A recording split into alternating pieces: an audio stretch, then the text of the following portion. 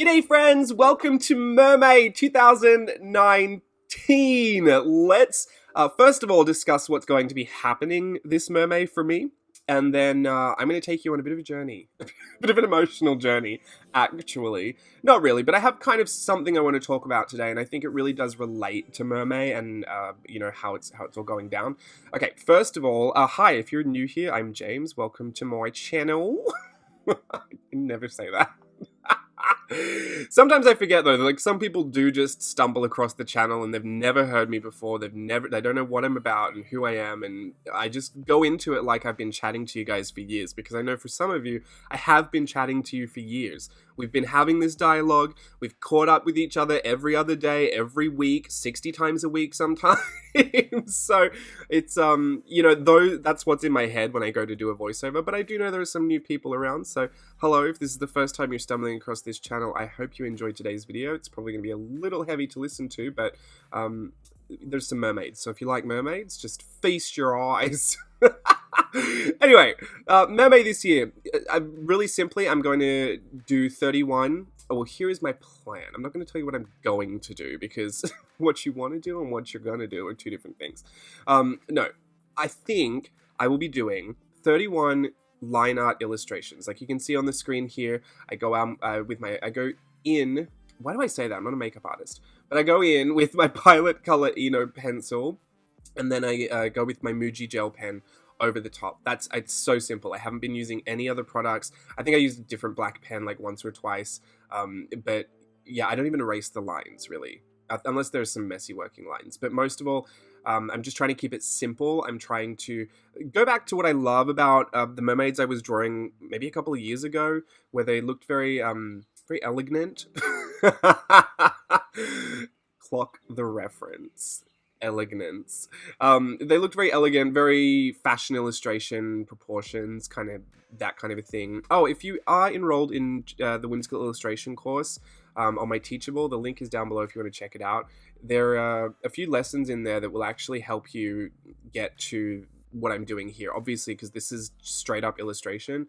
A lot of those techniques I use in this. So the Body Beautiful, obviously all like the face mapping and the hair and stuff comes into play, but Team with the Theme to a lesser extent. But the Plumb Line Mermaids lesson I feel like is probably the best place. So if you are looking to get involved in MerMay, or if you're part of the course and you haven't checked that out yet, that might be something that you want to check out if you are looking to get into some MerMay illustration.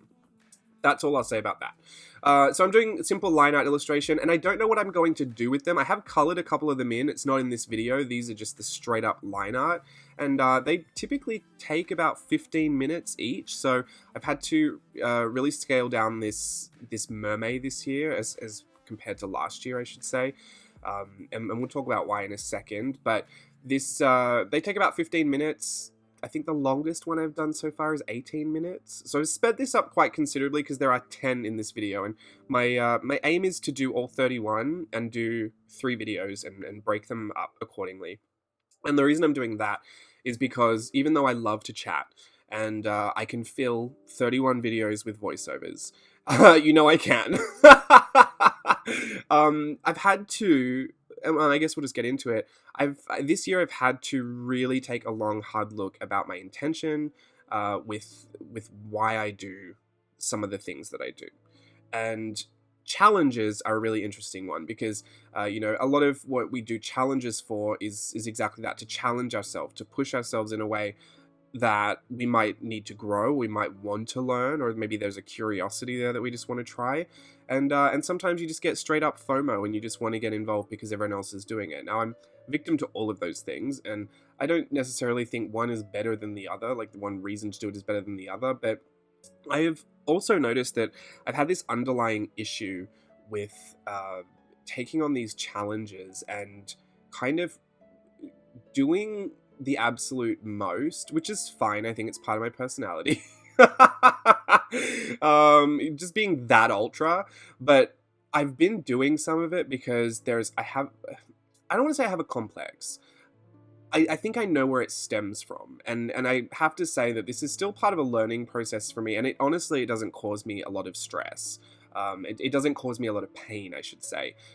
Sometimes I stress about it because I know I make some decisions that are stressful, but the actual problem itself, I think, is manageable, and I think is something that, as long as I have an awareness about it, I can, make decisions accordingly, and I can own the responsibility there. And so for lack of a better term, I want to say I have this complex about, um, you know, position or ability or a sense of belonging and worth. And it's something that is a little difficult to talk about because it is a very personal thing, right? Like, I don't want to go into every reason why I feel like I might not be worth anything. Like, no one's here for that. But there's, if you've never been around before and you haven't heard this story, I used to be a professional dancer, and I still consider myself a professional dancer, even though I haven't been employed as a dancer since 2015. And so we're going on 4 years now, and that is absolutely heartbreaking to me, but that's a story for a different day. I've been a dancer since I was a little boy, and I've also been a creative type. Like, I love to sew, I love to draw, I love to paint, I love to, cut up paper and stick it back together again and, make finger puppets, whatever. Like, I would just do anything and everything. I've always been encouraged my whole life to chase down any of those, I call them creative frenzies. But any kind of creative expression that I had as a kid, I've been encouraged to chase that down. And as it so happens, in my life, I ended up becoming employed as a dancer. So to be a professional dancer for 7 years, I think it was. And I got to travel, and that's where I met my husband, and I had a great time. I loved it. And a car accident kind of put all of that on hold. And it's been on hold since then. The thing that kind of struck me as odd when I really started to understand what I was, where some of the intention was in all of these challenges and all of this extraness, was that, when I was a dancer, there was always someone telling me, you're worth it because I'm giving you a contract, or you're worth it because you're going to do this in the show and that's a special thing for you to do. And you're worth it because, look, we're paying you every week to be worth it. You belong here in this cast because someone said you did. And there's a lot to be said for how that just makes you feel internally. And I think a lot of it's subconscious. I think a lot of it you just accept as yes, I belong here because I was told I belong here by a bunch of people who were qualified to tell me I belong here. And so there's a sense of you already being worth it. You already know you are.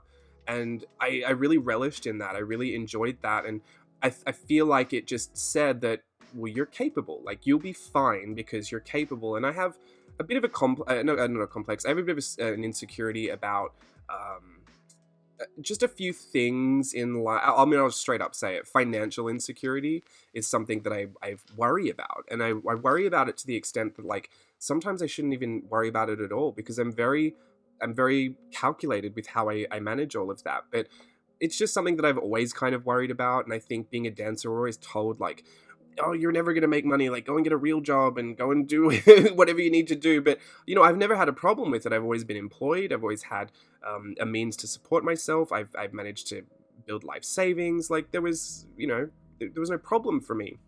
But it's kind of one of those things, if you tell someone they look like a pig enough, they kind of start to take it on board, and maybe it sits around with them and they kind of feel it.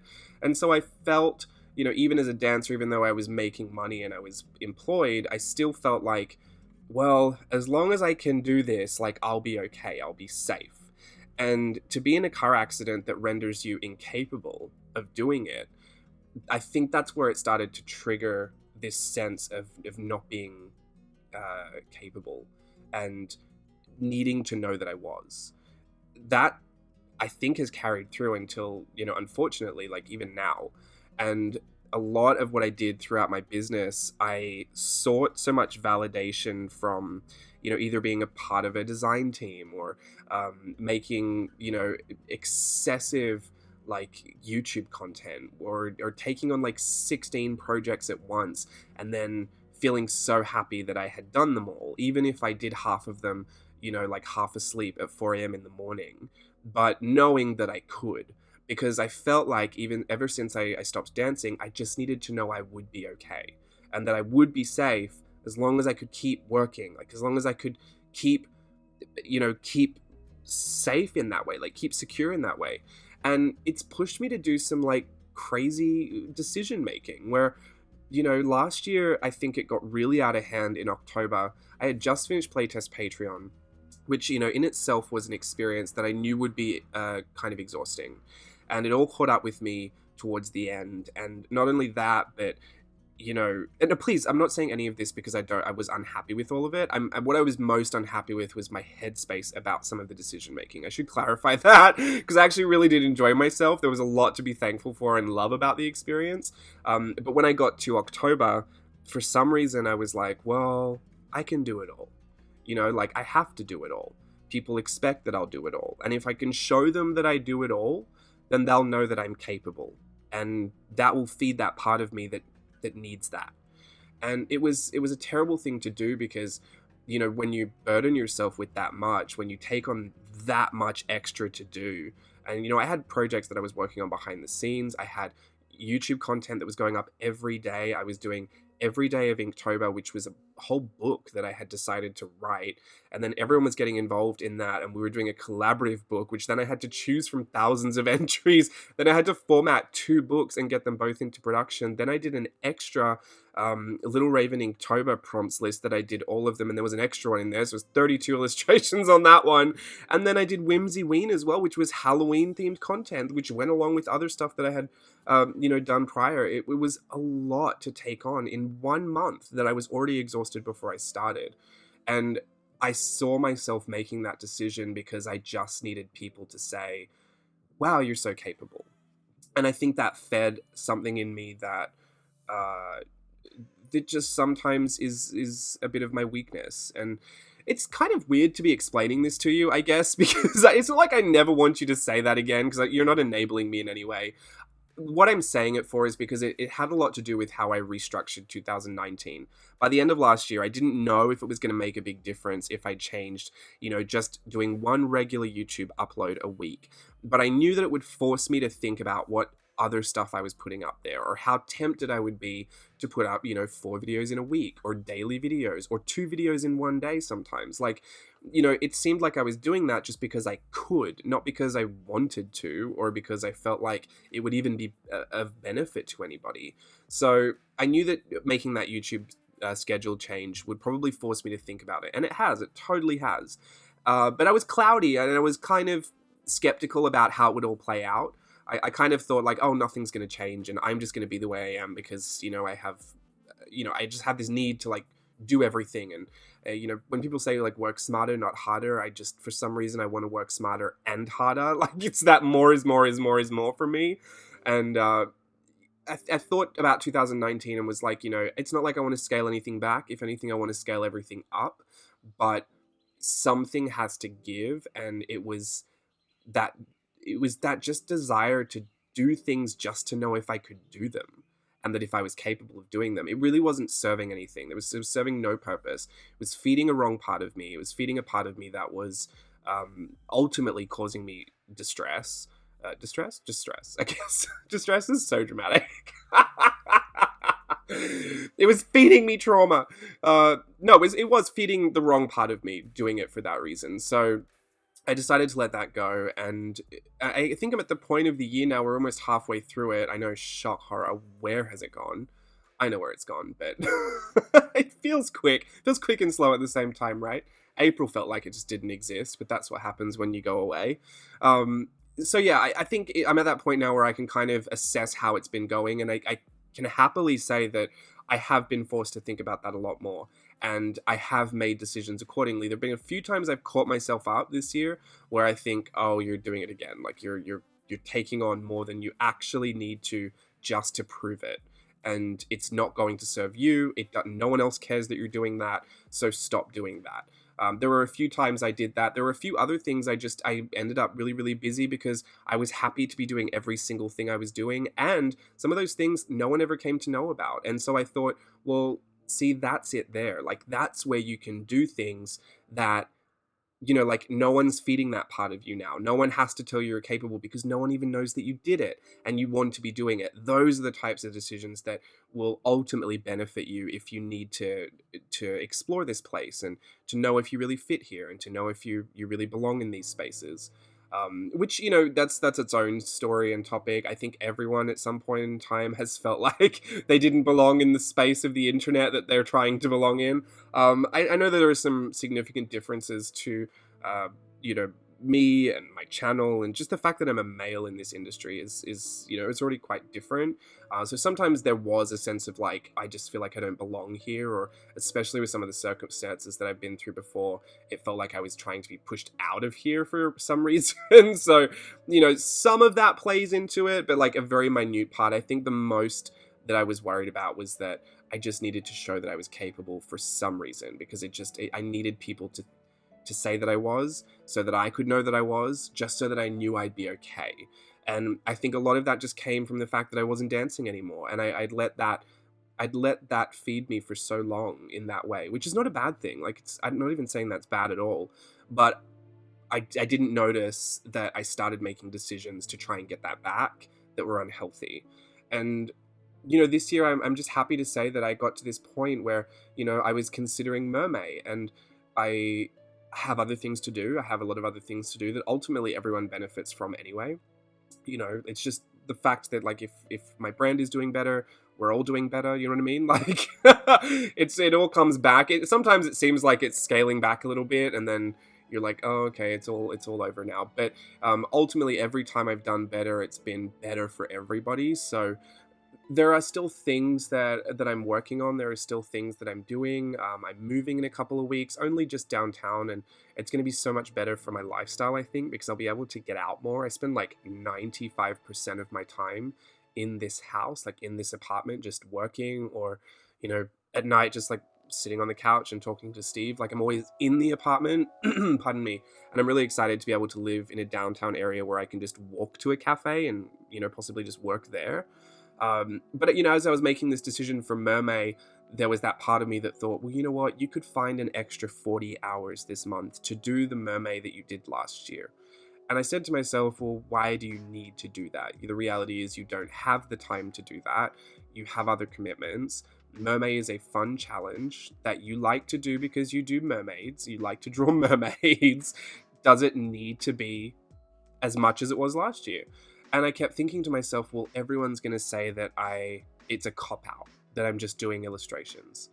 And that's when I picked myself up and was like, first of all, it does matter to me what you think. I don't want people to think that I sit here and I'm like screw everyone. I don't care what they think. I'm going to do what I want. No, absolutely. It's not like that at all. I do consider what would be best for people, and what would be most exciting to watch, what would be most relevant or interesting, or, you know, what would be helpful. But in this case, I thought, why was I trying to give that to everyone when it wouldn't have been that honest? Because I don't have the time for it. And I thought, like, would people not be happy just to see illustrations? Like, let's be real, this is how I kind of started my business. So I'm sure if they enjoyed it once upon a time, they might enjoy it this time. And, you know, at the end of the day, like, it really doesn't matter. You'd be doing it for you. Like, people will enjoy it or people won't enjoy it. At the end of the day, it's not going to change how much you enjoy it. So as I was reminding myself these things, I suddenly lost the urge to prove to you all that I had an extra 40 hours this month. Because I don't. I don't have it right now. I can't see myself having it soon.